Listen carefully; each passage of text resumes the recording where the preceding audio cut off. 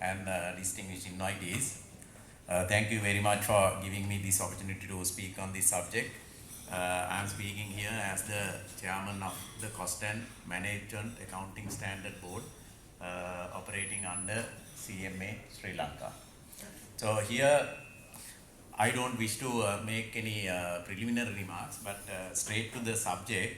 Now, as we know, as we are gathered here to discuss the CEB's proposed 18% increase in electricity tariffs. As we all know, Sri Lankan households and industries are already under economic pressure. One might say inflationary pressure is down, but there is income pressure for households because people are struggling to meet ends because their income is diminishing, and the proposed 18% electricity tariff hike will have a major impact on their sustainability of businesses as well as their livelihoods.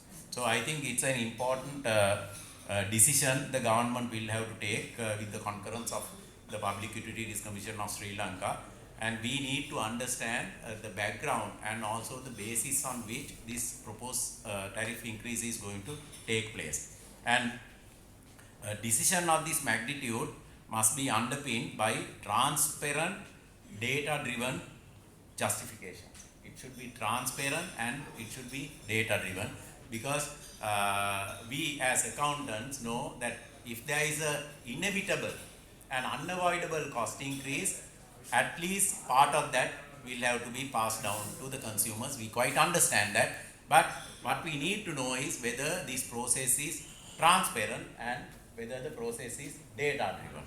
So why transparency matters? Accountability. Now, public utilities operate using public resources that we all know. Public utilities like electricity board, water board, maybe other institutions use public resources and serve the nation. Full cost transparency reinforces their responsibility to the people. Full cost transparency, I repeat, reinforces their responsibility to the people. Now, the trust is also important. Transparent financial disclosures build public trust in regulatory and government institutions. Now, that is one area we have been lagging behind as a country, as a nation, because there had been lack of trust in the decisions taken by the government institution and also the public institution. So we need to build transparency and demonstrate to the public that we are standing for transparency in making decisions. Then efficiency. Cost transparency can uncover inefficiencies that we all know, because only if we measure cost we can make it effective and transparent. Because if we don't measure, it cannot be controlled. If it can be controlled, it can be brought to efficient levels. So that is very important for us to understand as the accountancy profession and also from the Cost and Management Accountancy Standard Board. Because recently we published the exposure draft on cost accounting standard, because I would like to draw the attention of the Commission that Sri Lanka did not have until recently cost accounting standards. We all have financial accounting standards. We have 100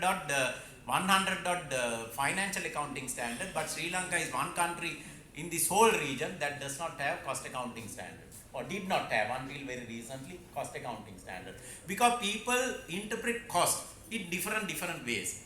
If you ask me what cost is, I will give you one answer. If you ask another person, he will give you another answer, because there is no standardization of cost. We don't know how exactly to publish cost data on a standard format.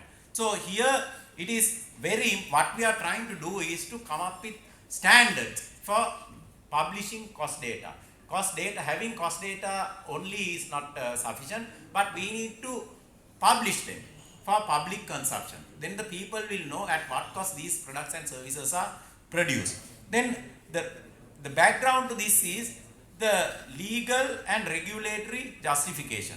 Now, the PUCSL has a mandate to protect consumer interests while ensuring sustainability of utility providers. We all know that sustainability of utility providers is of utmost importance. We can't be hiding under various public discussions and not allowing cost increases to be passed down to consumers, we know. But then we need to know what sort of cost increases we are talking about and what are the root causes of these cost increases. Why these cost increases is taking place. That we need to know. As consumers, we also need to understand, we need to know what is driving cost, what are the cost drivers of this whole product.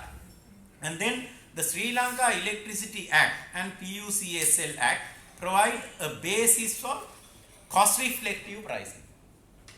Of course, cost reflective pricing, but also for fair, just and reasonable tariffs. Cost reflective, but it should be fair, just and reasonable.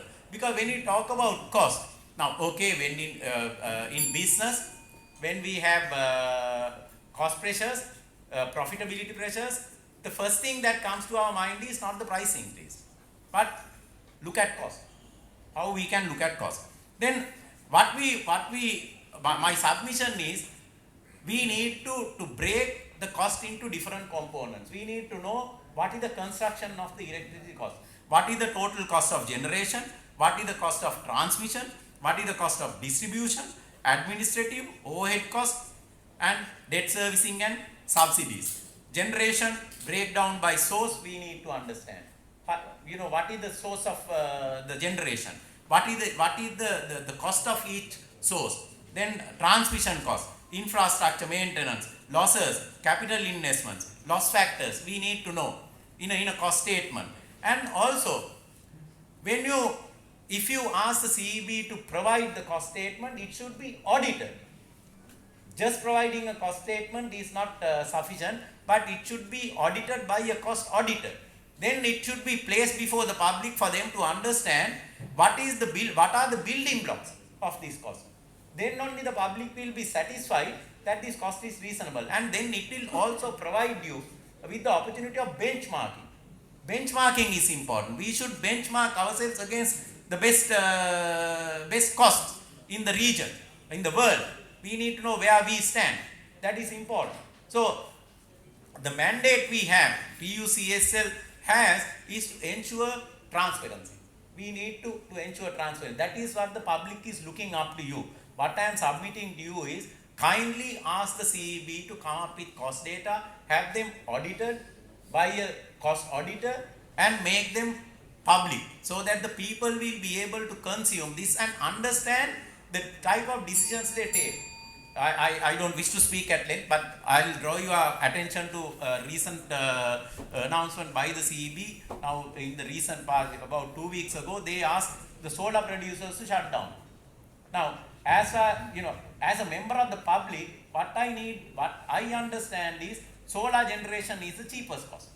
So, in an emergency, if you are asking the public to shut off solar electricity, cheapest cost, that means you are shutting off cheapest cost and relying on high cost. What is the rationale? There may be a good rationale, but we need to know what that rationale is. So, I don't wish to speak at length, but my submission is, costing is important. Costing should be made transparent. It should be made public. We need to understand the breakdown of the cost, generation, transmission and distribution, and have it audited, and please discharge your responsibilities by the nation. Thank you very much.